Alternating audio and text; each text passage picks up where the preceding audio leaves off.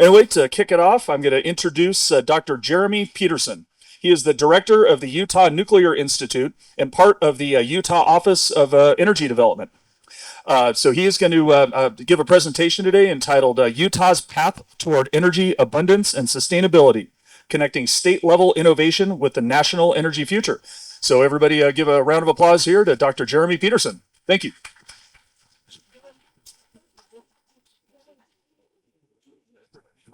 Thanks so much, Curtis, for inviting me out here to participate in your open house and for that introduction. And I'm just really excited about energy fuels and what Mark and your team has accomplished here and the future it holds. And so excited to share my little piece on what we're doing with Office of Energy Development and some thoughts that I have on energy development. And I want to begin by tying back into the astronaut's comments yesterday. Leland Melvin. I really appreciated his insight and experience and story he went through. And one thing that he stated to the question I asked him at the end, what he sees as the future in space and what he's most excited about.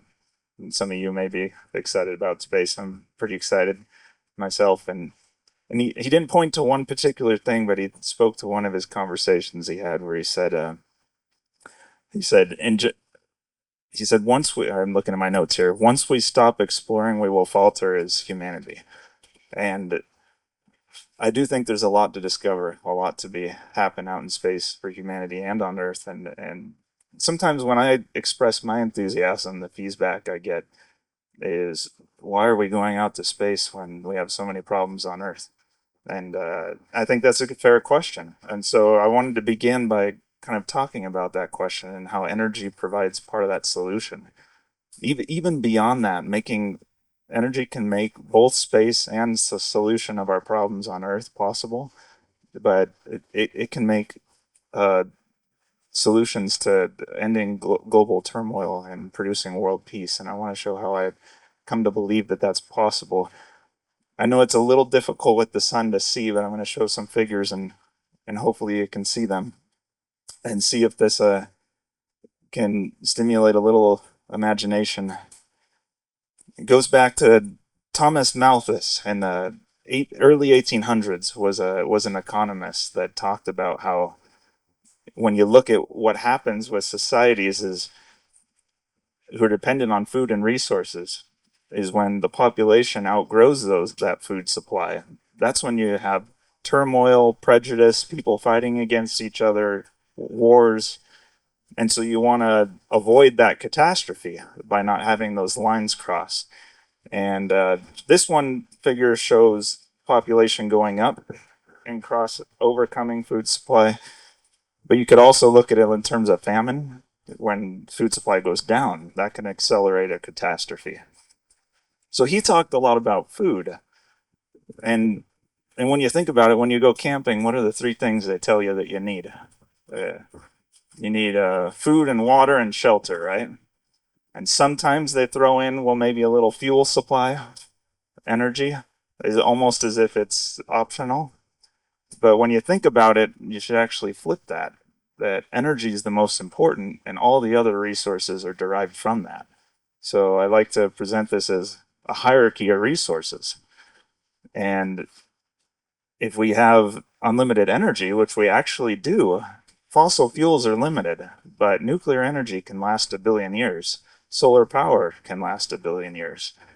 And so if you have unlimited energy, then you have unlimited access to purified water and movement of water to different locations.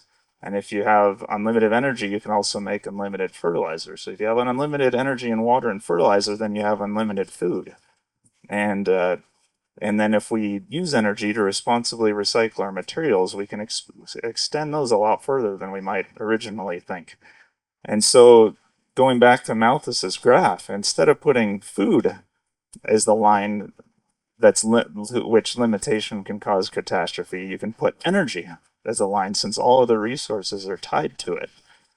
And again, if energy supplies go down or the price of energy goes up, you can accelerate catastrophes and turmoils on Earth. And this was pointed out when I was a congressional fellow for the American Nuclear Society in Senator Hatch's office. by a really astute energy analyst, Bob McNally, where he pointed out, again, I know this might be hard to see, but what I have up there is a graph of energy prices, or in particular oil prices over time. And he pointed out that in recent times, each global recession has been preceded by a spike in oil prices.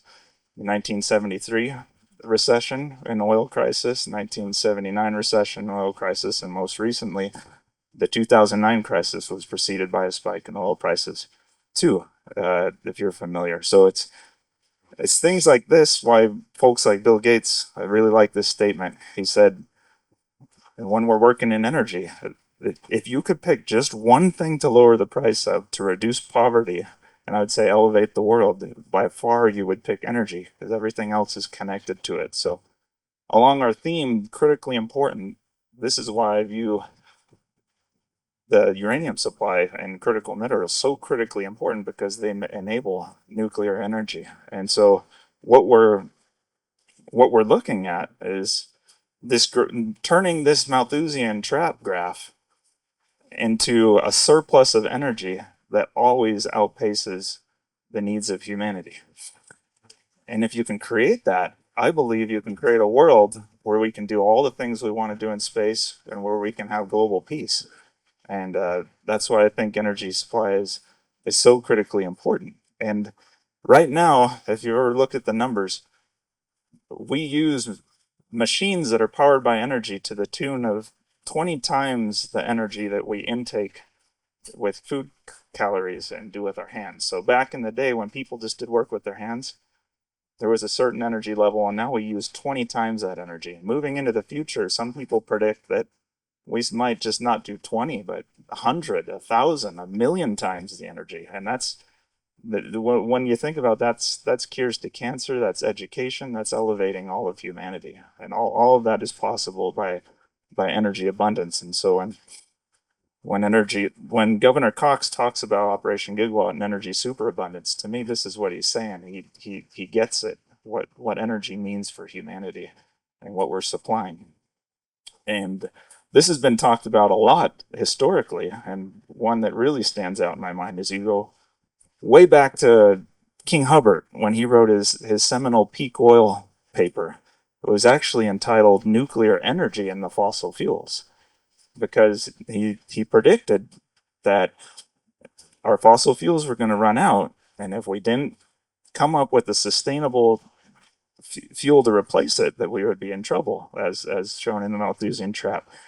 Here in this image, again, sorry if it's hard to see, but shows a curve with fossil fuels running out and then nuclear energy coming in to replace it. And you may also be aware later in King Hubbard's life, he became a big fan of solar energy. So solar energy is another billionaire resource, another possible solution. You could also put geothermal energy in. I just added those to the figure.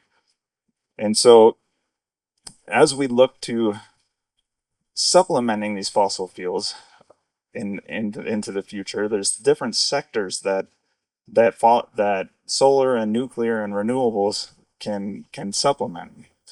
And I use the term defossilize instead of decarbonize. But now I was just told this morning when I reviewed the slides with the team, don't say defossilize, say supplement, because we would still support fossil fuels and all they do, and I definitely do. But I like that term better than decarbonize because we may still use synthetic carbon fuels in the future. So I don't know that we're ever going to go away from carbon-based fuels. But the three sectors: electric grid, transportation, and industry. So with reference to the electric grid, if we run out of fossil fuels to supply that, we already have really good solutions with nuclear energy, solar and batteries. Transportation, we have electric vehicles. Airlines might be more difficult, but again, we can make synthetic carbon fuels, and we know how to do that.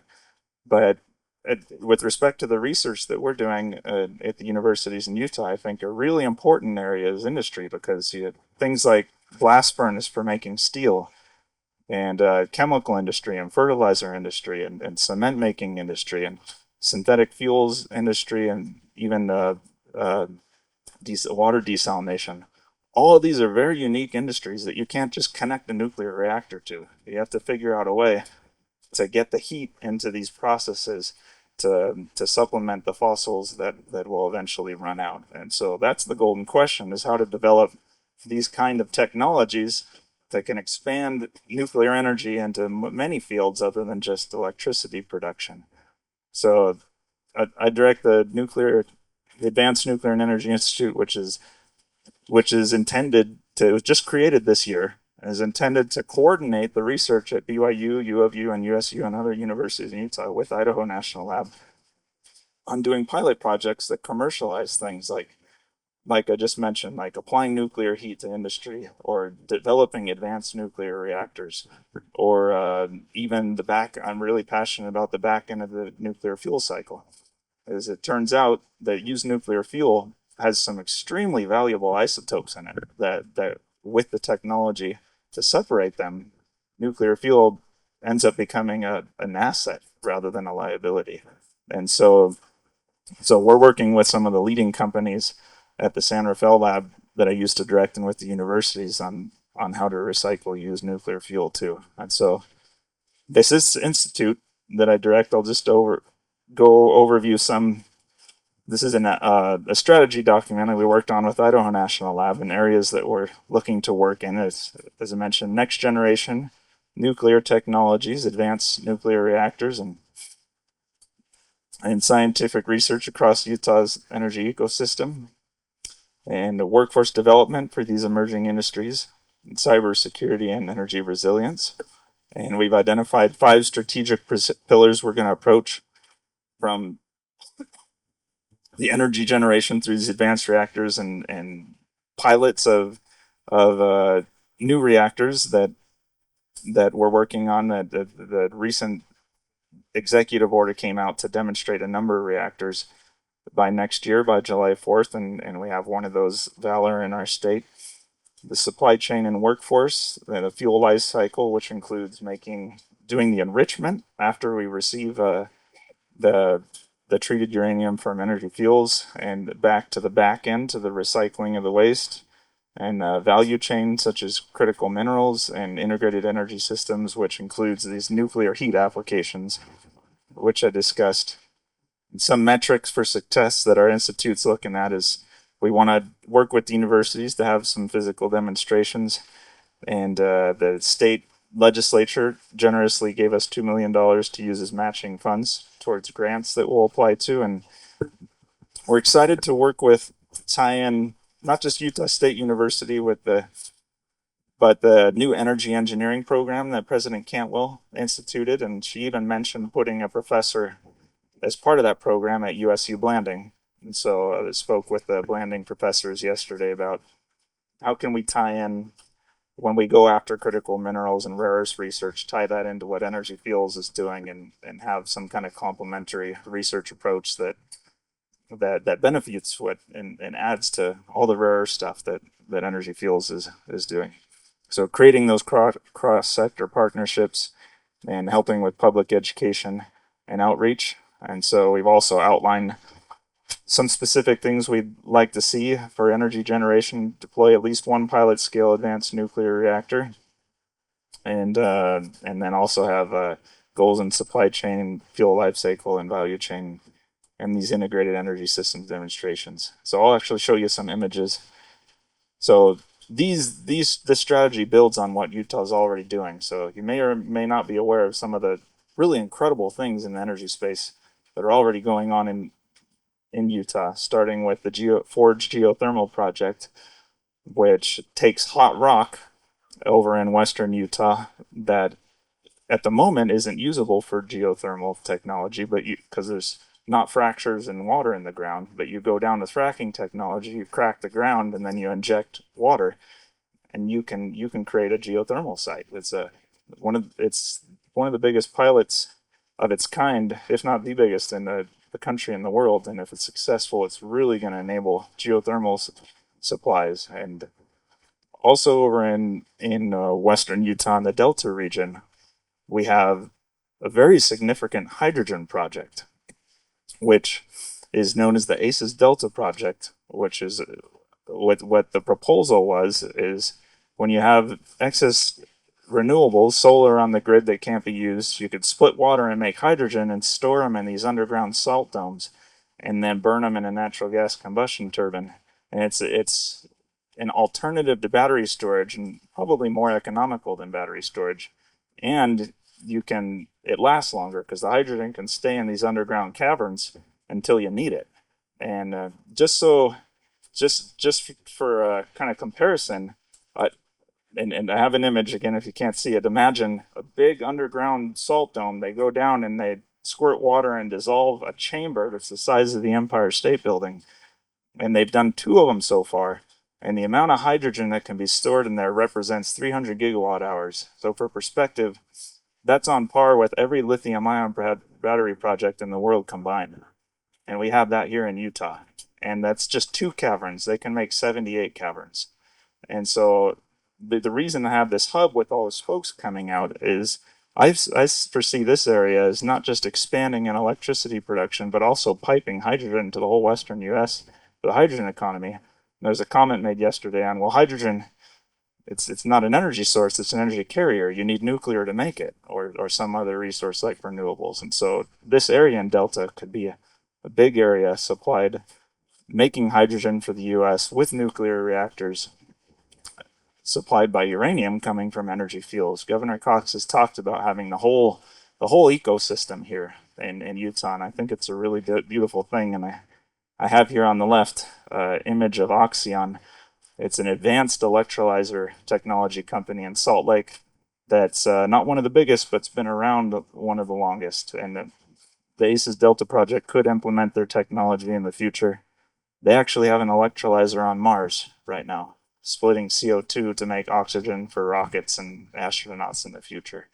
So I get really excited. I actually flew out to Florida to see the launch of that rover in 2020 or 22, I think it was, that carried this electrolyzer up to Mars. So the state also has MOUs with a number of companies for these test and power reactors. The one that you've probably heard of, TerraPower, who's building their reactor in Wyoming, and that could potentially build at Hunter and Huntington here in Utah with Pacific Corp.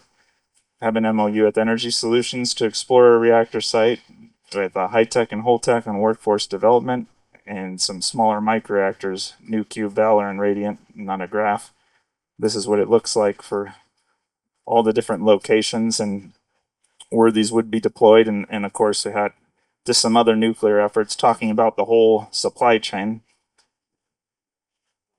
And now I apologize. I actually don't have energy fuels on there. I need to update this slide. Yeah. So big popa on my part. But I do have the Westinghouse zirconium fab facility, Musano and General Matter, who are doing enrichment, and then the host of the other reactor projects, including Radiant, who wants to build their test reactor they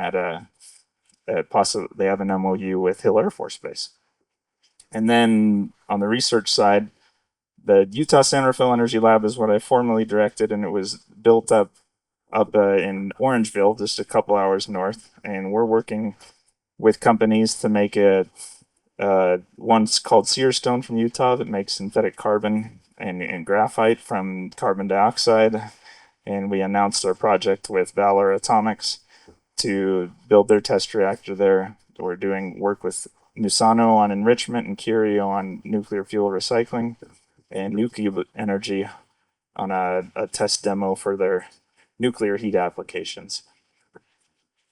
And then, of course, turning just for a moment again to Operation Gigawatt, is all our efforts with the Office of Energy Development are directed at supporting this goal of doubling our power in 10 years, mainly in support of data centers. But as I mentioned, it's not just the doubling and it's not just the data centers. It's this concept of how do we supply energy for humanity, and what does energy superabundance mean?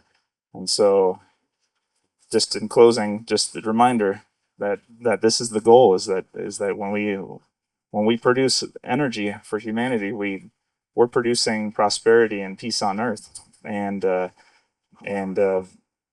this escaping the Malthusian trap. I like this quote by Elon Musk. He says, one of the biggest challenges the world has ever faced is the transition to sustainable energy and a sustainable economy, and that will take some decades to complete.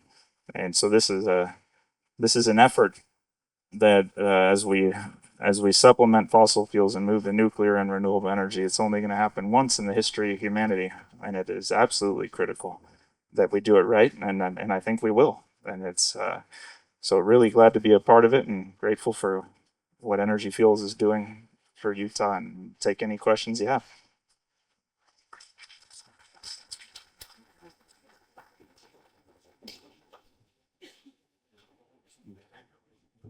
Yeah, if anybody, oh, there we go. There's a question right there. Questions. Nuclear waste. Are we getting closer to finding a solution or a place to handle high-level nuclear waste? Really appreciate that question. I actually love that question.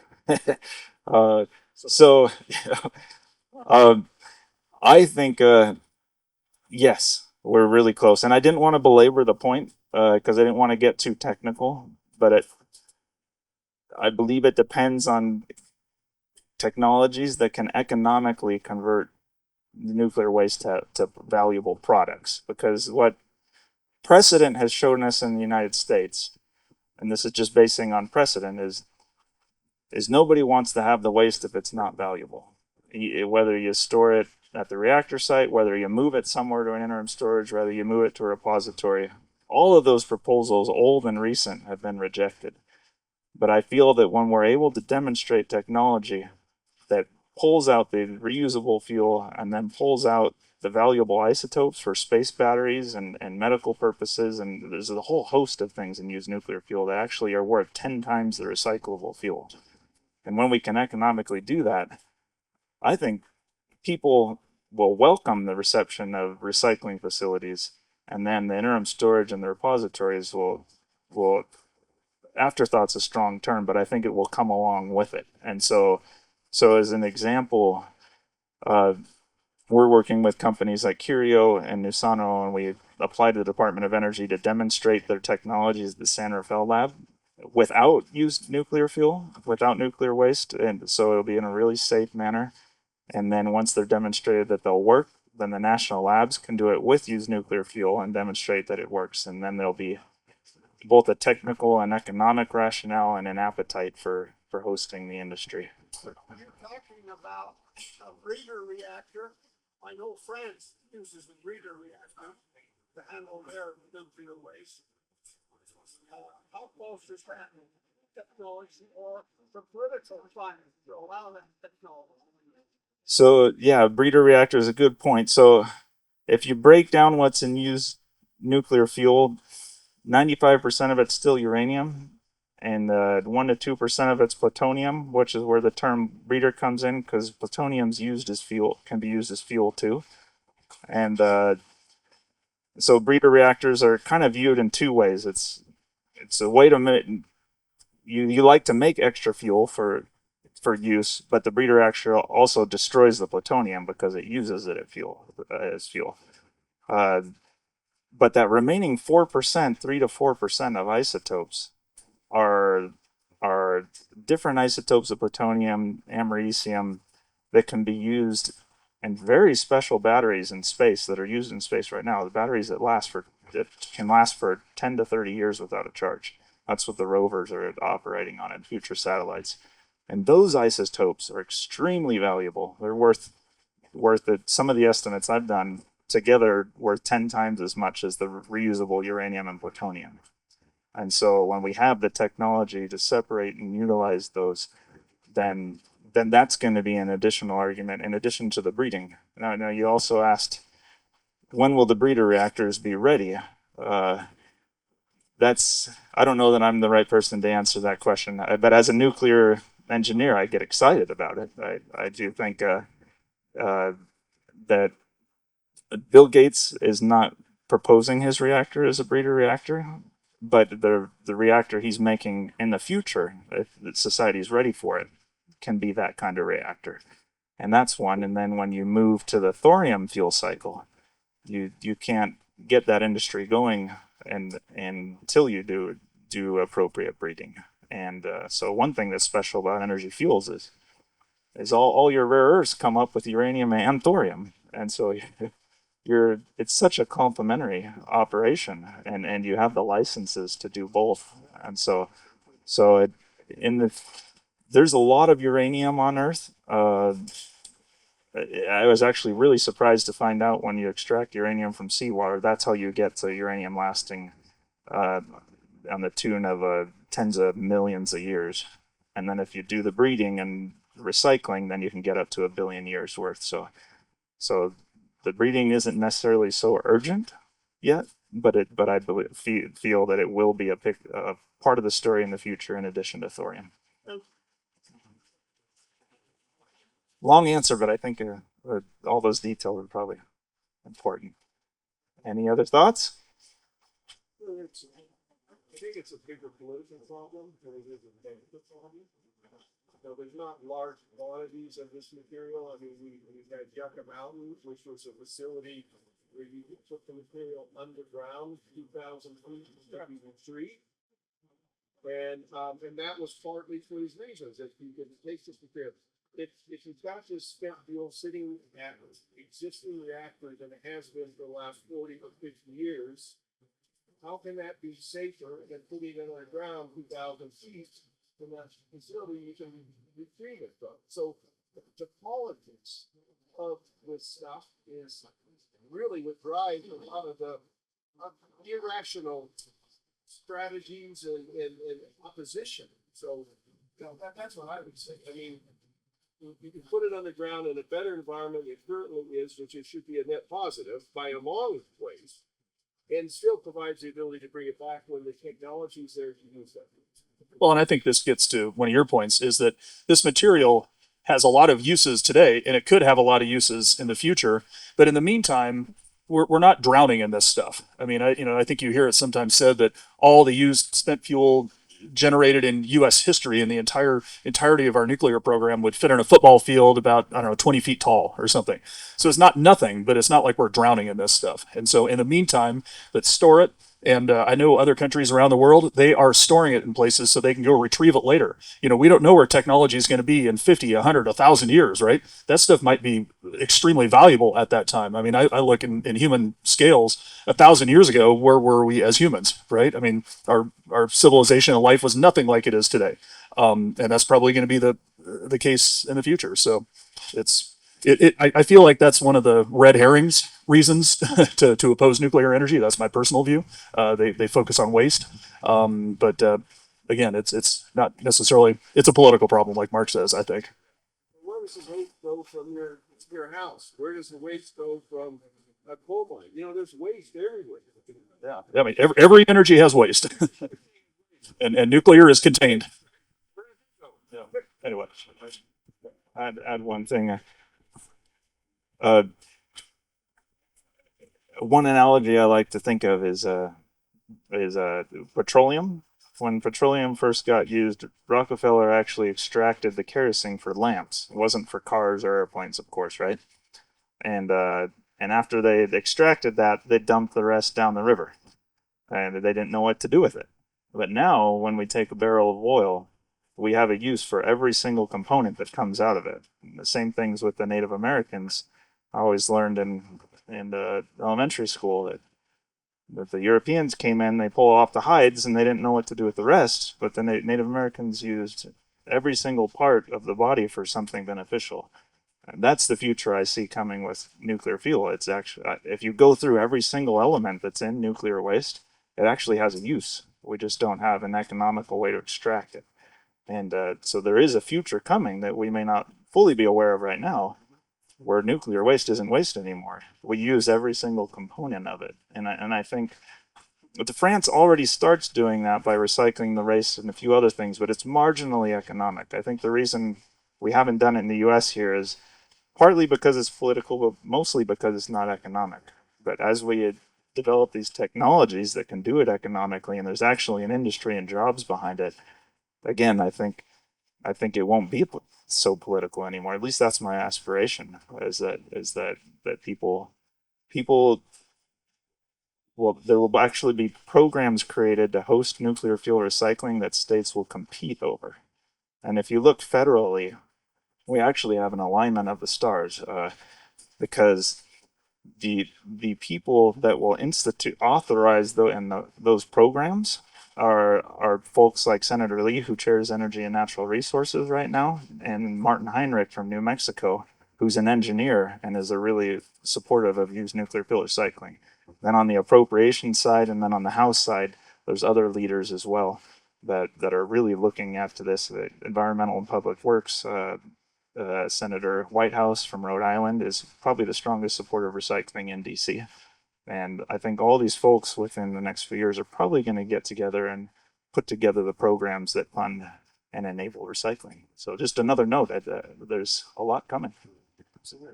Well, thank you so much, Dr. Pearson. Really appreciate those thought-provoking comments and for your presentation. Also, thank Governor Cox for his support of us and what we're doing here. So let's give a nice round of applause here for Dr. Pearson. Thank you. It was a gift for you. Appreciate it.